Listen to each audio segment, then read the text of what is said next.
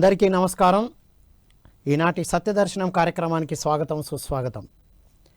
సత్యంతో జీవించడం కోసం మనం ఎన్నో అద్భుతమైన విషయాలు అద్భుతమైన మాస్టర్ల ద్వారా పుస్తకాల ద్వారా తెలుసుకుంటూ వస్తున్న మిత్రులారా, తెలుసుకున్న విషయాలు మనం ఆచరిస్తున్నప్పుడు ఎన్నో సందేహాలు వస్తూ ఉంటాయి.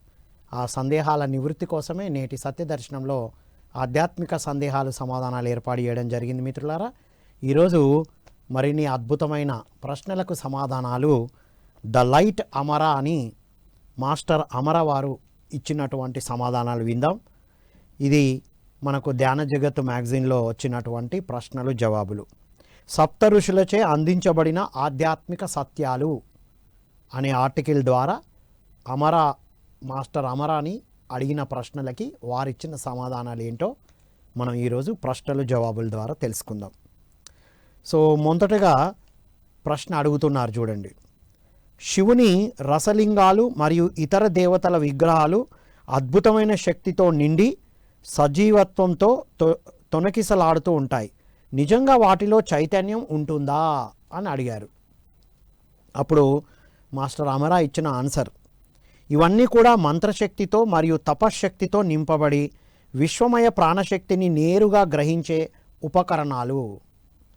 మన చుట్టూ విస్తరించి ఉన్న సూర్యకిరణాలను ఎలాగైతే మనం ఒకానొక కటకాన్ని ఉపయోగించి ఒక బిందువు దగ్గర కేంద్రీకృతం చేస్తామో, అలాగే ఈ ఉపకరణాలు కూడా విశ్వమయ ప్రాణశక్తిని తమలో కేంద్రీకృతం చేసుకొని విశ్వశక్తి శకలాలుగా విరాజిల్లుతూ ఉంటాయి.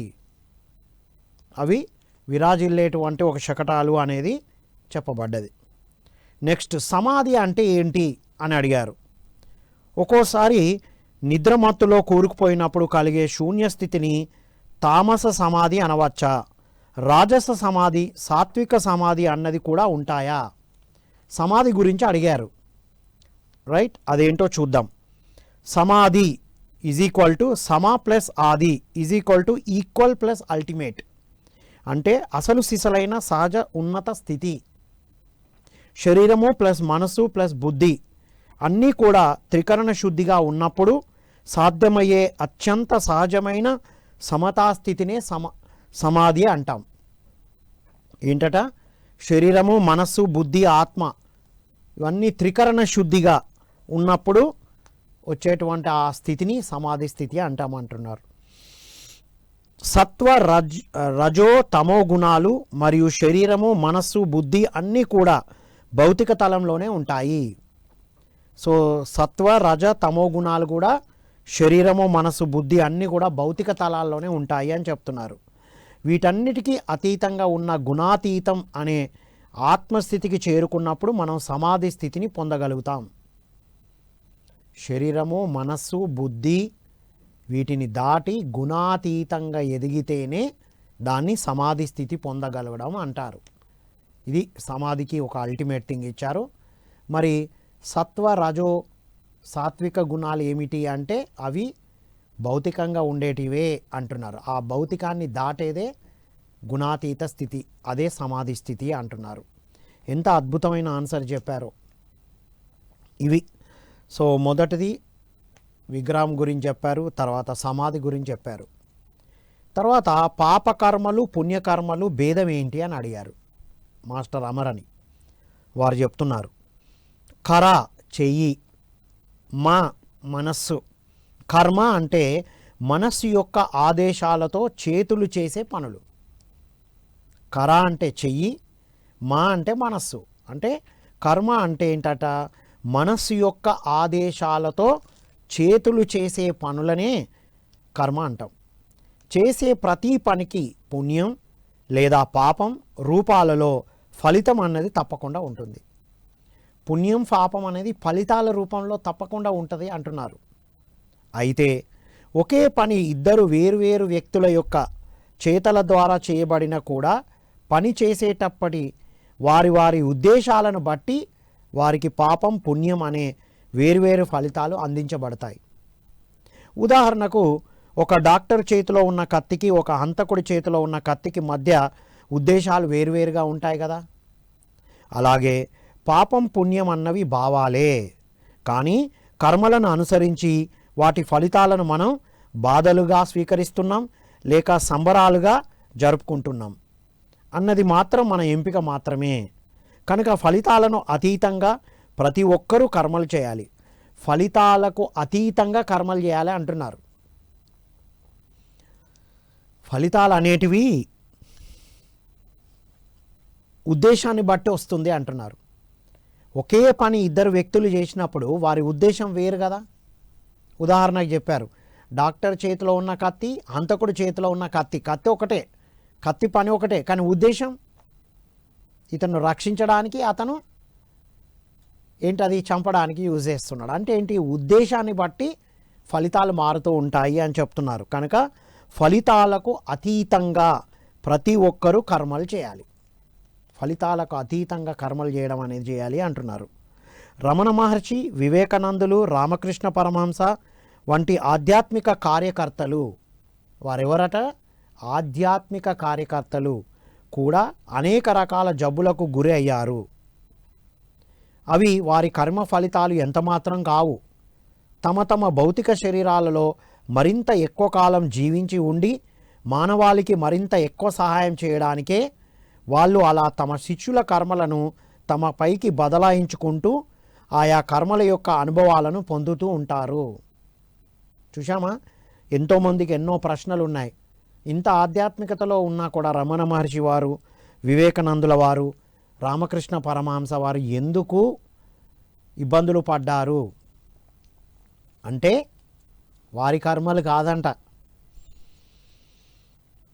దేంటిది, ఇంకా ఎక్కువ కాలం సర్వీస్ చేయాలి, ఎక్కువ కాలం ఆధ్యాత్మిక శాస్త్ర సేవ ఎవరైతే చేయాల్సి ఉందో వారి శిష్యుల యొక్క కర్మల్ని కొంత తీసుకున్నారని చెప్తున్నారు. ఇది మనకు ఇంకొక ఆన్సర్ కూడా వస్తుంది ఇప్పుడు మాట్లాడుతూ ఉంటే, ఇది చదువుతూ ఉంటే. బ్రహ్మర్షి పితామహ పత్రిజీ వారి గురించి కూడా మనందరికీ ప్రశ్నలు వచ్చాయి. చాలామంది అడిగారు కూడా బయట నుంచి. ధ్యానంతో అన్నీ క్లియర్ అయినాయి కదా, మరి ఎందుకు అలా జరుగుతుంది? గురువుల కర్మలు లేవు మిత్రులారా. మనందరికీ మనల్ని ఇంకా ముందుకు నడిపించడానికి వారు తీసుకొని వారు ఉన్నత ప్రణాళికల భాగంగా వెళ్ళారనేది కూడా ఇక్కడ అర్థమవుతుంది మనకి. రైట్, పత్రిజీ కూడా ఈ కోవలోనే ఉంటారు. రమణ మహర్షి, వివేకానందులు, రామకృష్ణ పరమహంస వారు ఎప్పుడూ ఒప్పుకోలేదు, కానీ మనందరికీ తెలుసుగా, మనలాగే సాధారణంగా ఉన్నారు. కానీ మనకు ఇప్పుడు అర్థమవుతుంది, ఈ మాస్టర్స్ చెప్పడం బట్టే మనకు తెలుస్తూ ఉంటాయి. సో అది సంగతి. కాబట్టి కర్మ అన్నది మన భౌతిక శరీరాన్ని కనుక్కోవడానికి పనిచేసే రుసుము. మన భౌతిక శరీరాన్ని కొనుక్కోవడానికి పనికి వచ్చే రుసుమట. కేవలం భౌతిక శరీరం సహాయంతోనే మనం ఆ దైవత్వాన్ని చేరుకోగలం. కనుక భౌతిక శరీరాన్ని కొనుక్కోవాలంటే మనకు కర్మ అనే రుసుము చాలా అవసరము. ఆ పరమసత్యాన్ని అర్థం చేసుకున్నవాడు మనకు కర్మ యొక్క గొప్పతనం తెలుస్తుంది. మరి కర్మలలో చెడు కర్మలు, మంచి కర్మలు అన్న భేదం లేదని అవగాహనకు వస్తుంది. అలా మంచి కర్మలు, చెడ్డ కర్మలు ఏమీ ఉండవు అనేదే వారు చక్కని సమాధానాలు. పాపకర్మలు, పుణ్యకర్మలు భేదం ఏంటి అనే దానికి ఇంత డీటెయిల్డ్గా ఆన్సర్ చెప్పారు మాస్టర్ అమరావారు. సో నెక్స్ట్ ప్రశ్న అడిగారు, చూద్దాం. ఒక్కోసారి కుండలిని శక్తి జాగృతం అవ్వడం వల్ల కొందరు అస్తవ్యస్తులు అవుతూ ఉంటారు. ఎందుచేత? కుండలిని వంటి గొప్ప శక్తిని భరించే అవకాశం భౌతిక శరీరానికి లేదా?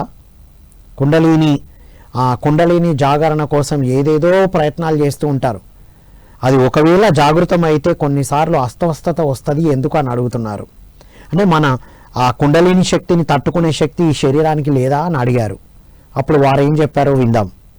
కుండలిని శక్తి అన్నది ఒకానొక గొప్ప స్వయంచాలిత శక్తి సూత్రం. స్వయంచాలిత శక్తి సూత్రం అంటున్నారు. ఇది ప్రాణమయ కోశంలోని సూక్ష్మ మేరుదండంపై ఉన్న మూలాధార చక్రంలో పరాశక్తి రూపంలో వలయాకారంగా చుట్టులు ఉంటుంది.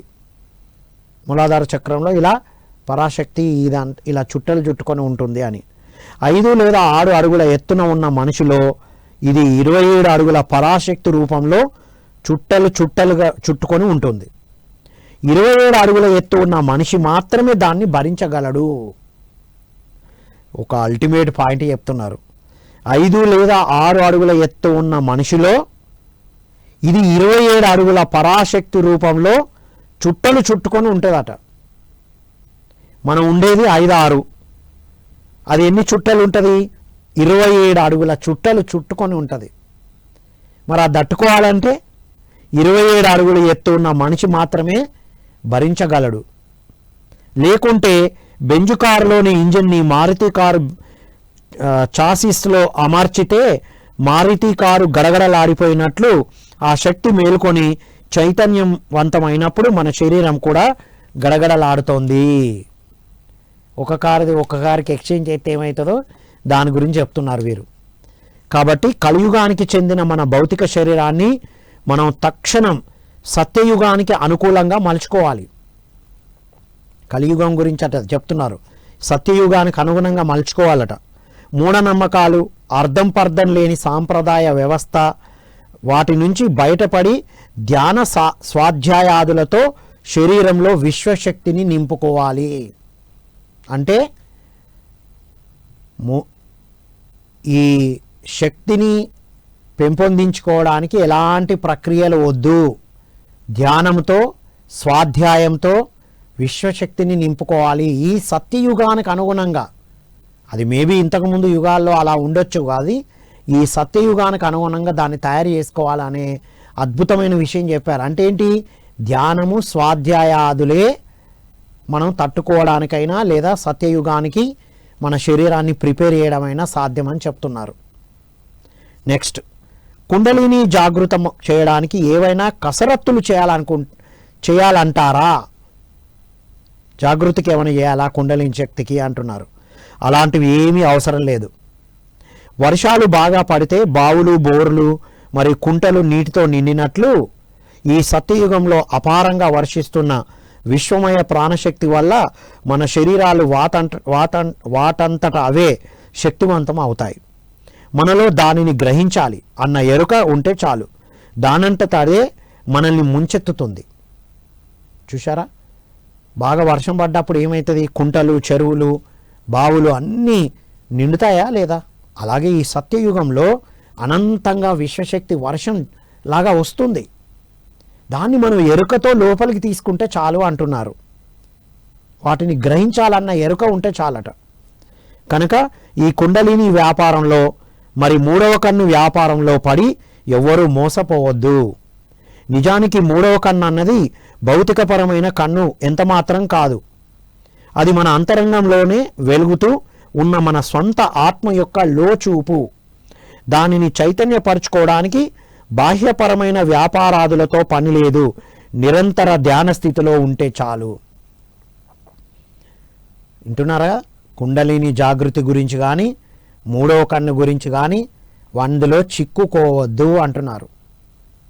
న్యాచురల్గా మన అంతరాత్మ ఆత్మ యొక్క వెలుగే మన మూడవ కన్ను అని చెప్తున్నారు. రైట్? అది న్యాచురల్గా నిరంతర ధ్యాన స్థితిలో ఉండాలి అంతే.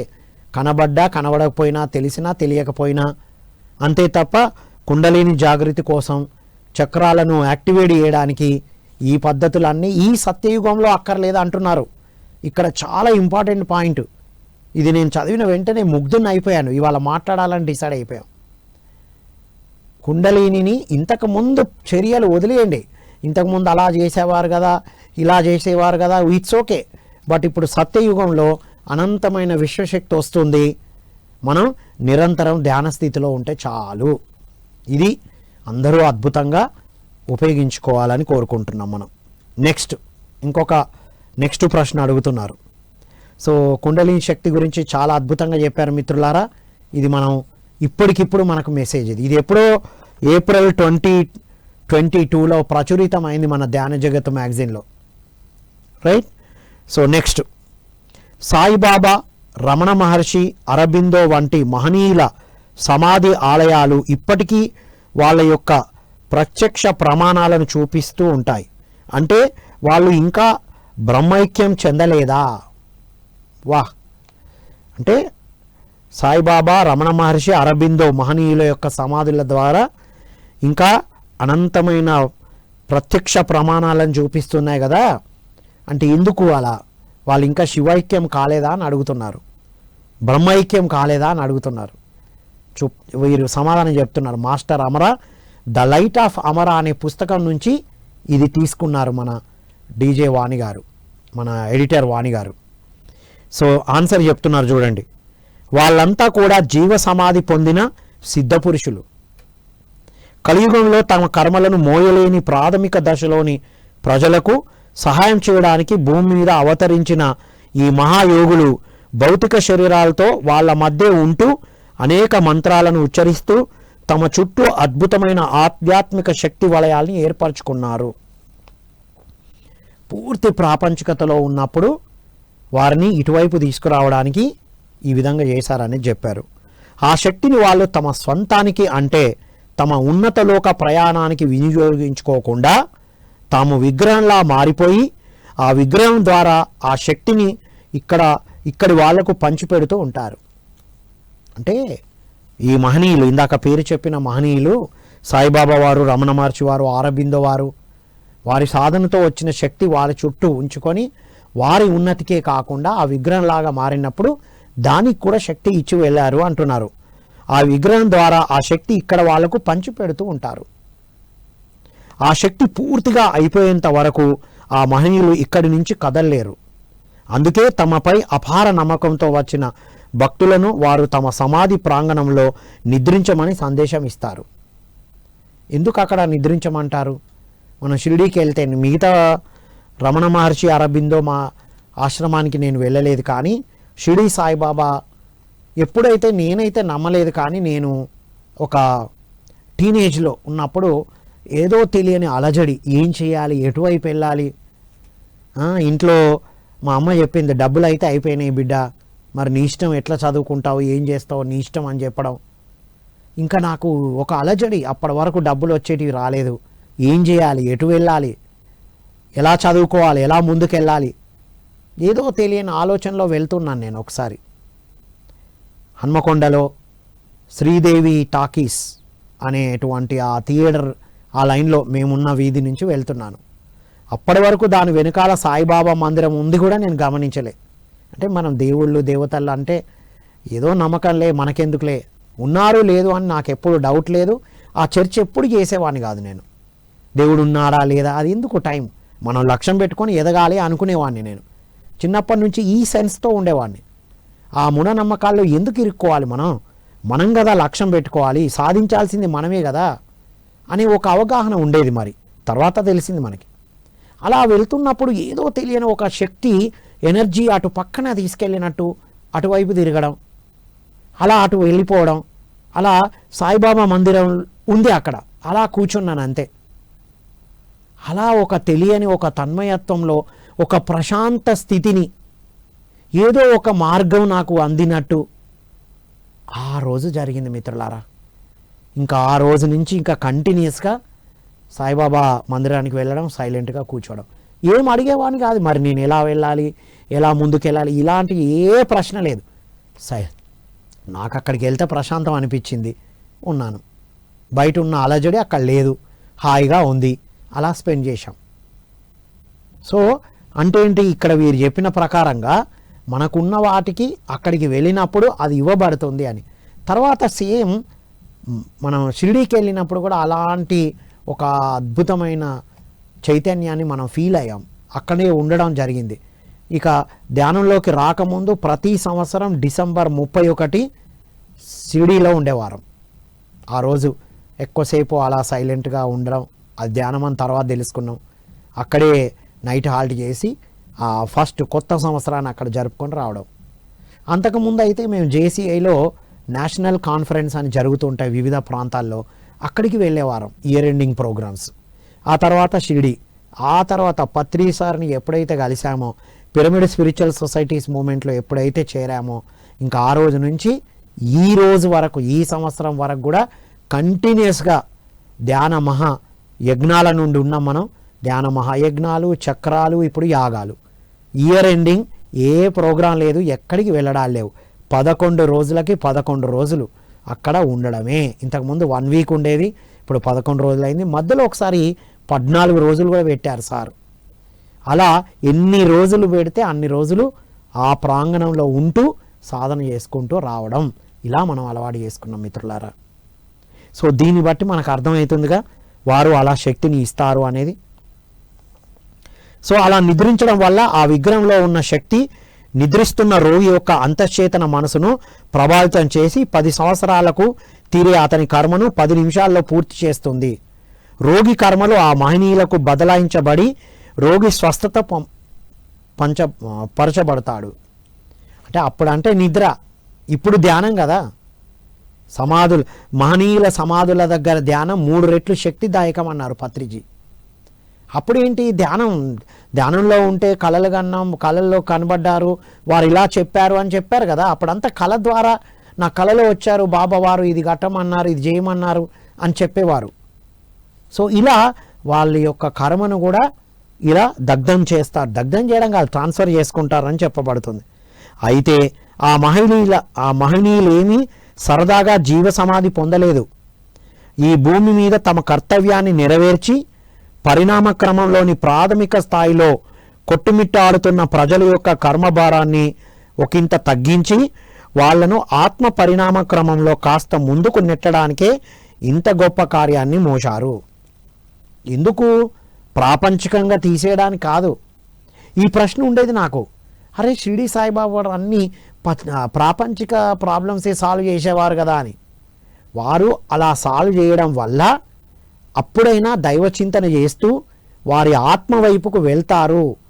ఆత్మ పరిణామ క్రమంలో కాస్త ముందుకు తీసుకెళ్ళడానికే ఈ మహనీయులు ఆ రోజు అలా చేశారు అనేది మనకు తర్వాత ధ్యానంలోకి వచ్చినాక కూడా అర్థం చేసుకున్నాం అన్నమాట. సో ఇప్పుడు సత్యయుగం, ఇది చాలా ఇంపార్టెంట్. ఇప్పటి వరకు జరిగింది, జరుగుతున్నది తెలుసుకున్నాం. అసలు సిసలైన జవాబు చెప్పారు, చూద్దాం. ఇప్పుడు సత్యయుగం యొక్క కాంతి ప్రసారాలు మొదలైన ఈ తరుణంలో ఇలాంటి వెసుబాటులన్నీ ఆగిపోయాయి. ఇప్పటికీ ఎవరికి వారే తమ తమ కర్మ పట్ల తామే ఎరుకతో ఉంటూ విశ్వశక్తితో తమ తమ భౌతిక శరీరాలను తామే శుద్ధిపరచుకోవాలి. అసంకల్పితంగానే చైతన్యవంతం అవుతోన్న కుండలిని శక్తిని తట్టుకోవడానికి సమాయత్తం కావాలి. ఇంతకు ముందు ఇవన్నీ చేయబడ్డాయి వారి ద్వారా. ఇప్పుడు సత్యయుగంలోకి ప్రయాణం అవుతున్న ఈ సమయంలో ఈ అనంతమైన విశ్వశక్తే మనకు ఆధారం. అవి ఆగిపోయాయి అని వీరే మాస్టర్ అమరా వారు ద లైట్ ఆఫ్ అమరా అనే పుస్తకం ద్వారా మనకు అందించారు. ఇప్పుడు సత్యయుగం యొక్క కాంతి ప్రసారాలు, అప్పుడు కాంతి ప్రసారాలు తక్కువ ఉన్నాయి కదా.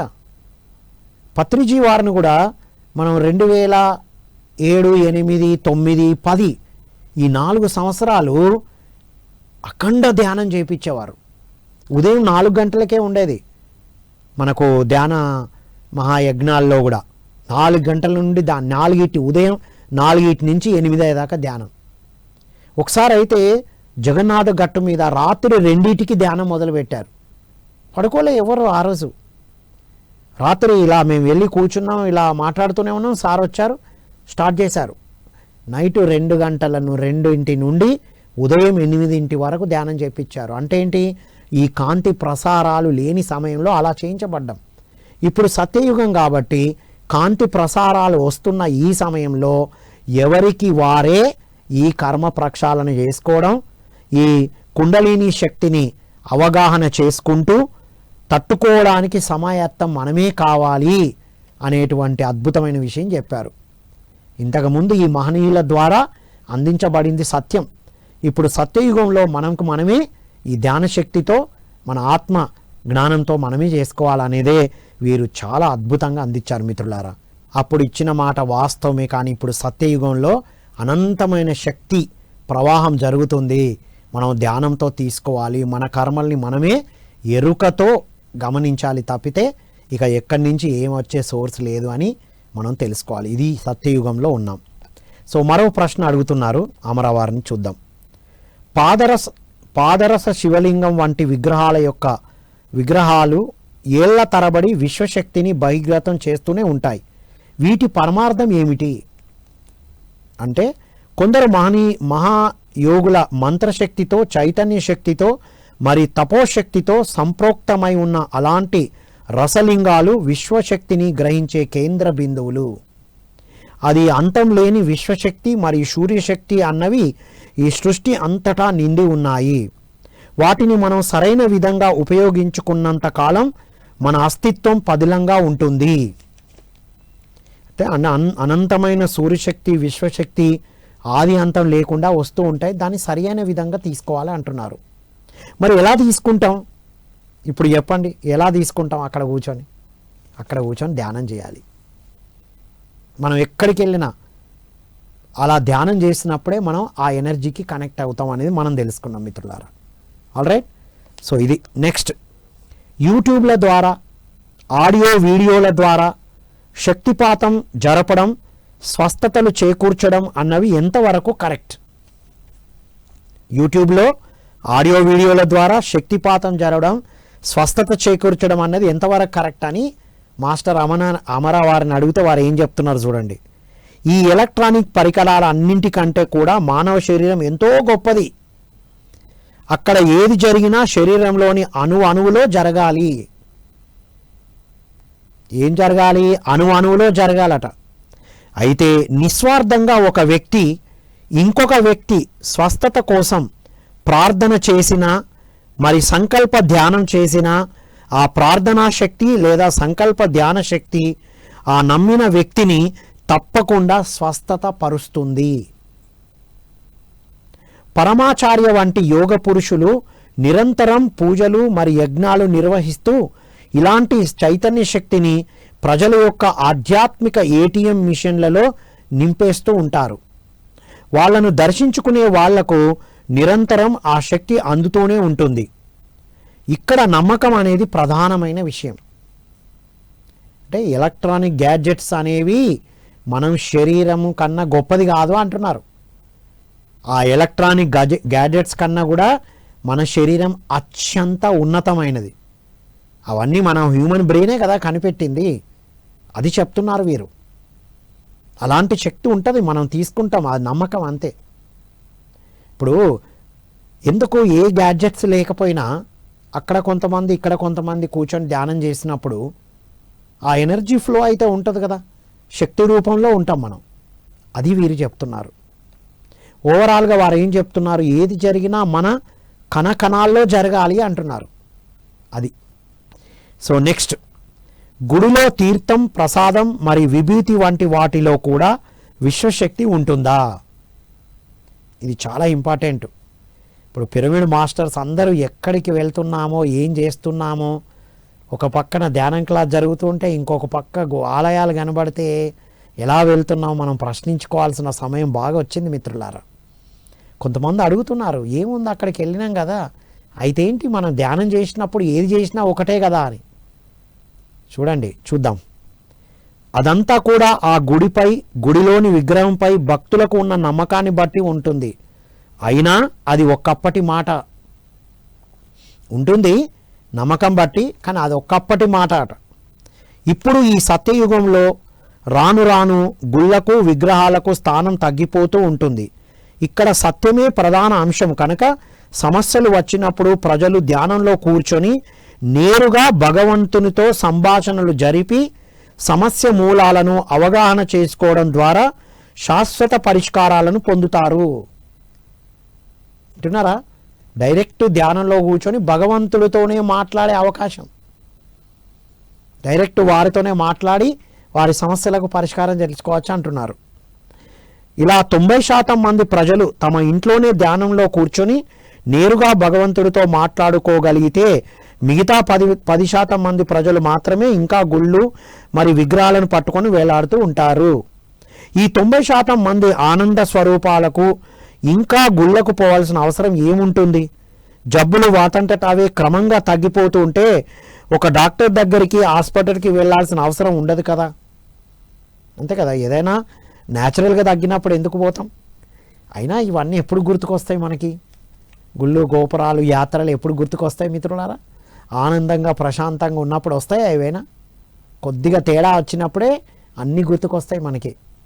బదగోవిందంలో చెప్పారుగా, అన్నీ బాగున్నప్పుడే దైవచింతన చేయాలి, ధ్యాన సాధన చేయాలి అనేది చెప్పబడ్డది. అప్పుడు మనకి ఇబ్బందులు వచ్చినప్పుడు ఎందుకు వచ్చాయో తెలుసుకునే శక్తి మనకు అప్పుడు రెడీమేడ్గా ఉంటుంది. సో వీరు కూడా అదే చెప్తున్నారు. ఇది సత్యయుగం. సత్యయుగంలో ధ్యాన శక్తితో మనమే డైరెక్ట్గా భగవంతుడితో మాట్లాడవచ్చు, మన సమాధానాలు పొందవచ్చు, ధ్యానంతో కమ్యూనికేట్ చేస్తాము అనేది అమరావారు వారి యొక్క పుస్తకం ద్వారా మనకు అందిస్తున్నారు మిత్రులారా. ఇది అసలు సిసలైన పాయింట్. మనమే ఆనంద స్వరూపులు అయినప్పుడు ఇంకెందుకు అంటున్నారు.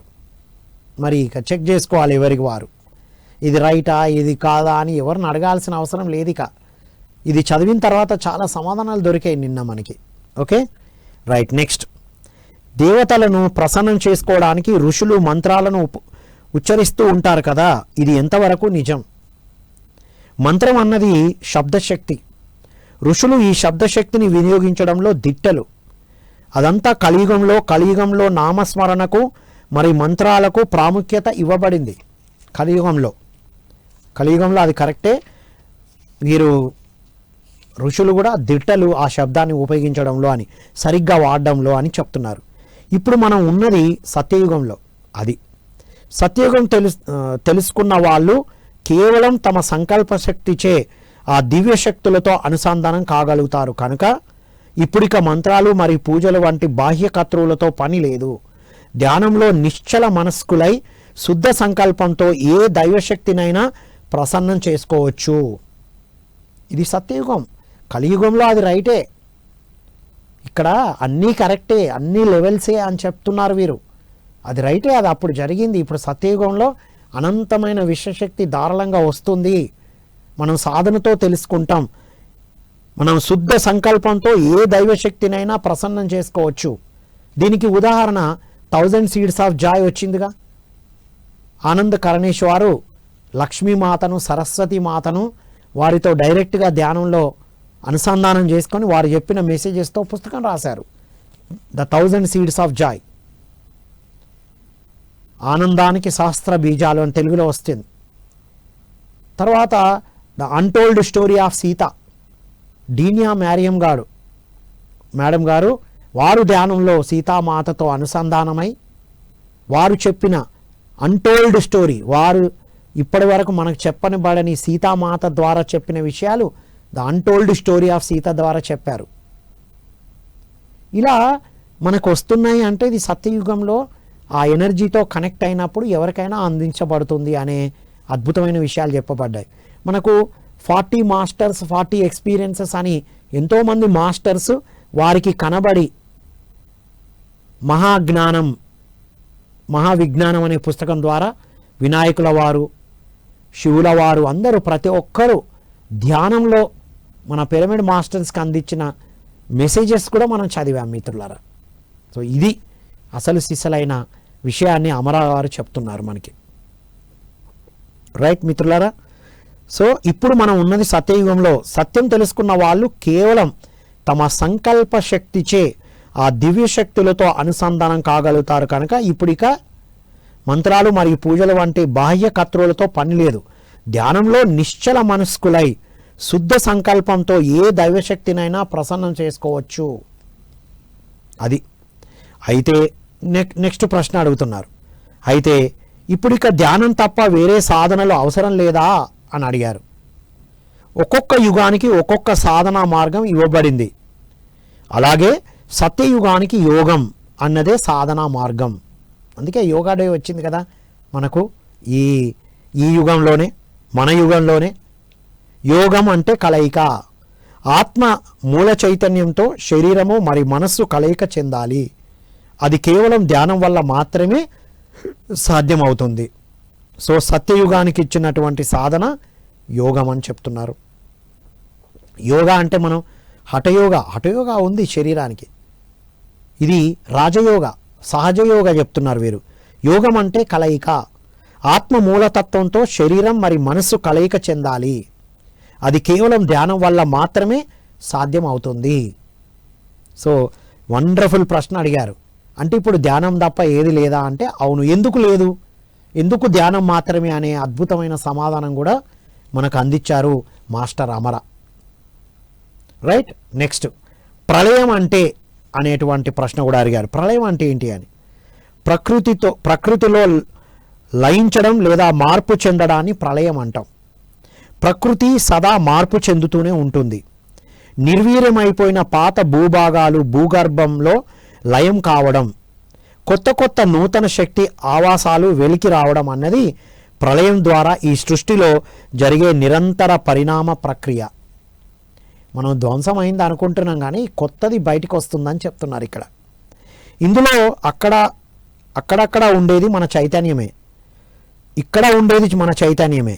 ఈ ఆత్మజ్ఞానం మనకు తెలిసినప్పుడు ఎక్కడ ఉన్నా ఒకానొక నిపుణుడైన వాహక చోదకుడిలా మన ఆత్మ చైతన్యం మన జీవితాలను చక్కగా నడిపిస్తూనే ఉంటుంది. చాలా అద్భుతమైన సమాధానాలు అందిస్తున్నారు కదా వీరు. సో చివరగా ఒక ప్రశ్న తీసుకుందాం. శరీరంలో శక్తి కేంద్రాలు ఉన్నట్లే ఈ భూమి మీద కూడా కొన్ని శక్తి కేంద్రాలు ఉన్నాయి కదా, ఆయా కేంద్రాల దగ్గరికి వెళ్ళి ధ్యానం చేస్తేనే మన శరీరాల్లో ఉన్న శక్తి కేంద్రాలు ఉత్తేజితం అవుతాయా? శరీరంలో శక్తి కేంద్రాలు ఉన్నాయని తెలుసు మనకి, చక్రాలు. అలాగే భూమికి కూడా ఉన్నాయి. మరి ఆయా కేంద్రాల దగ్గరికి వెళ్ళి ధ్యాన సాధన చేస్తేనే ఇవి మనకు యాక్టివేట్ అవుతాయా అని అడుగుతున్నారు. అలాంటిది ఏమీ ఉండదు. ఎవరు ఎక్కడ కూర్చొని ధ్యానం చేసినా ఫలితం ఒక్కలాగే ఉంటుంది. మన శరీరంలో హృదయం అనుభూతి కేంద్రం, మెదడు ఆలోచన కేంద్రం, మరి మేరుదండం కార్యనిర్వహణ కేంద్రం, 3 కేంద్రాలు ఉన్నాయి మనకి. మన శరీరంలో హృదయం అనుభూతి కేంద్రం, మెదడు ఆలోచన కేంద్రం, మరి మేరుదండం కార్యనిర్వహణ కేంద్రం. ప్రతిరోజు ప్రాతకాలం వెలువడే సూర్యకిరణాలు ఒకానొక శాస్త్రవేత్త మేరుదండాన్ని తాకితే అవి గొప్ప ఆవిష్కరణలకు కారణభూతం అవుతాయి. ఒకానొక కవి హృదయాన్ని తాకితే అద్భుతమైన సాహిత్యం ఆవిష్కృతం అవుతుంది. మరి ఒకానొక వ్యవసాయవేత్తను తాకితే అది మరింత సృజనాత్మకంగా వ్యవసాయం చేయగలిగే పద్ధతులకు నాంది పలుకుతుంది. ఇలా ఒకే సూర్యశక్తి వివిధ వ్యక్తులకు వివిధ రకాలైన ఫలితాలను అందజేస్తుంది. 1974 తర్వాత ఈ భూమి మీద జన్మ తీసుకునే వాళ్ళంతా కూడా ఋషి సంతతికి చెందిన దివ్య ఆత్మలు. 1974 తర్వాత మిత్రులారా, నేను 75లో వచ్చా. అంటే 74 తర్వాత వచ్చిన వాళ్ళందరూ దివ్య ఆత్మలు, ఋషి సంతతికి చెందిన దివ్య ఆత్మలు. ప్రపంచపు మాయకు అతీతంగా జీవించే విధంగా ప్రోగ్రాం చేయబడిన మేధో సంపత్తితో మరి కుండలిని చైతన్యంతో ఉండే వీళ్ళంతా కూడా అతి చిన్న వయసులోనే ఈ భూమి మీద గొప్ప గొప్ప అద్భుతాలను సృష్టిస్తుంటారు. వాళ్ళు సూర్యరశ్మిని మరింత అద్భుతంగా వినియోగించుకోవడంలో ప్రావీణ్యతను పొందుతారు. అంటే ఎక్కడో శక్తి క్షేత్రాలు ఉన్నాయి, కేంద్రాలు ఉన్నాయి, అక్కడికి వెళ్ళి సాధనే కాదు, మనలోనే కేంద్రాలు ఉన్నాయి. ఆ సూర్యరశ్మి ఒక్కొక్కరికి ఒక్కొక్కలాగా తగిలితే ఎలాంటి క్రియేటివిటీ వస్తుందో అలాగే మనం ఆ ధ్యాన శక్తితో ఉన్నప్పుడు మనం ఎక్కడ కూర్చొని ధ్యాన శక్తితో ధ్యాన సాధన చేసినా అది మనకు వస్తుంది. దీనికి యాడెడ్గా బ్రహ్మర్షి పితామహ పత్రిజీ వారు పిరమిడ్లో ధ్యానం చేస్తే 3 శక్తిదాయకం అవుతుంది, మనసు తొందరగా శూన్యం అవుతుంది అని పిరమిడ్ శక్తి క్షేత్రాలను ఏర్పాటు చేశారు మనకి. కాబట్టి పిరమిడ్ ధ్యాన కేంద్రాలు ఎక్కడెక్కడ ఉన్నాయో, రూఫ్ టాప్ పిరమిడ్స్ ఉన్నవాళ్ళు, గ్రౌండ్ పిరమిడ్స్ ఉన్నవాళ్ళు, మీ ఊళ్ళో పిరమిడ్స్ ఉంటే ప్రతి పిరమిడ్కి వెళ్ళి ధ్యానం చేయాలి మిత్రులారా. చాలామంది ఇప్పుడు ఏమైపోయింది, ఒకే పిరమిడ్కి అతుక్కుపోయాం మనం. అలా కాదు, ఒక ఊరిలో మనకు 10-20 పిరమిడ్లు ఉంటే అన్ని పిరమిడ్స్కి వెళ్ళి ధ్యానం చేయాలి. పిరమిడ్లలో ధ్యానం చేసినప్పుడు మరింత ఇంకా శక్తి యాక్టివేట్ అవుతుంది. మనం ఎంత ఎక్కువ ధ్యానం చేస్తే అంత శక్తి మనకు జారువారుతుంది కదా అనేది చెప్పబడ్డది మిత్రులారా. సో శక్తి కేంద్రాలు భూమి మీద ఎక్కడున్నాయి అంటే మనకు పిరమిడ్ ధ్యాన కేంద్రాల ద్వారా ఉన్నాయి. సో ఈ మధ్యనే మనకు వచ్చిన మెసేజ్ని మనం ఆచరిస్తున్నాం. పౌర్ణమి సమయాల్లో 3 రోజుల ముందు, పౌర్ణమి రోజు, పౌర్ణమి తర్వాత మనం కడతాల కైలాసపురి ఎన్నోసార్లు మనం ధ్యాన సాధనకి వెళ్తూ వస్తున్నాం. ధ్యాన మహా చక్రాల నుండి వెళ్తూనే ఉన్నాం. 2012 నుండి ఎప్పుడు కార్యక్రమాలున్నా వెళ్తున్నాం. కానీ పౌర్ణమి ముందు 3 రోజులు, పౌర్ణమి తర్వాత 3 రోజులు, ఆ వారం రోజులు అక్కడ చేసిన సాధన ఎంతో ఆ డిఫరెన్స్ నేను గమనించాను మిత్రులారా. అక్కడే కాదు, మనం ఎక్కడ చేసినా కూడా అలా మనం గత 2 నెలల నుంచి ఇలా పౌర్ణమి సమయాల్లో ధ్యానానికి వెళ్తున్నాం. ఏంటి మనం ఇంట్లో చేస్తున్నాం ఓకేనే, కానీ అక్కడ సాధన చేయడం వల్ల ఇందాక మనం అడిగే శక్తి కేంద్రాలని మనం వీరిని ఏదైతే అన్నామో మనలోని శక్తి కేంద్రాలు ఆటోమేటిక్గా ఎక్కువ శక్తిని తీసుకుంటాయనేది మనం తెలుసుకున్నాం. కాబట్టి మిత్రులారా, వీరిచ్చిన అద్భుతమైన సమాధానాల్లో అత్యద్భుతమైనది ఏంటి అంటే మనం సత్యయుగంలో ఉన్నాము. అనంతమైన విశ్వశక్తి ధారాళంగా ప్రవాహం జరుగుతుంది. ఆ శక్తిని మన లోపలికి ఆహ్వానించుకోవాలంటే ధ్యాన సాధన చేయాలి. న్యాచురల్గా చక్రాలు శరీరాలు అన్నీ ఉత్తేజితం అవుతాయి. కుండలిని జాగృతం అవడం న్యాచురల్గా జరుగుతుంది. దీనికి ఏ పద్ధతులు కలియుగంలో కానీ వేరే యుగంలో ఉన్న సాధనలు ఇప్పుడు వద్దు. సత్యయుగంలో కేవలం ధ్యానం మాత్రమే సాధన అనేది మాస్టర్ అమరా వారి ద్వారా తెలుసుకున్నాం. వారికి హృదయపూర్వకమైన నమస్కారం తెలియజేద్దాం. ఇలాంటి జ్ఞానాన్ని మనందరికీ తెలుగులోకి పరిచయం చేసినటువంటి బ్రహ్మర్షి పితామహ పత్రిజీకి కృతజ్ఞతలు చెప్పుకుంటూ ఇది వింటున్న మీ అందరికీ థ్యాంక్ యూ వెరీ మచ్ మిత్రులారా. మరో కార్యక్రమంలో మళ్ళీ కలుద్దాం. అంతవరకు సెలవు. Thank you all.